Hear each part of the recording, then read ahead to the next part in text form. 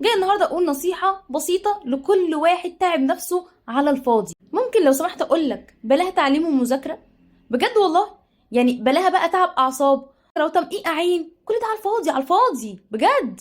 من ساعه ما الواحد كده يكبر شويه، يلا ابتدائي، هوب اعدادي، هوب ثانوي، يلا جامعه، يلا حضر ماجستير، يلا اكبر، يلا ليه بقى في الاخر؟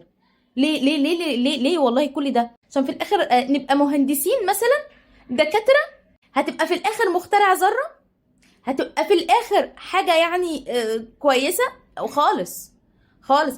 انا عايزه ارضي ضميركم كده النهارده بذمتكم ودينكم. يوم بتاع الكشري لما حب يجيب عربيه جابها في قد ايه؟ يا دكتور يا فقير يا باشمهندس يا بائس، بالله عليك رد عليا.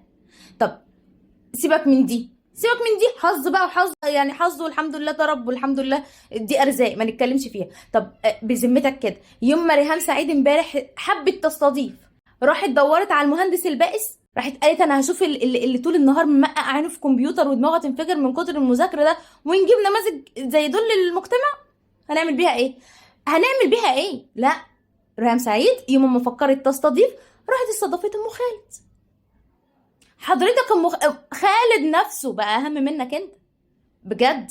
فالله يبارك لكم، خد الموضوع من قصرها كده على طول. نشوف مستقبلنا اول باول بقى. احنا لسه هنعلم ونحرق دمنا والدروس رايحه والعيل جاي من الدرس ويلا يا واد ذاكر ويلا، ونهدان قلب على الفاضي على الفاضي.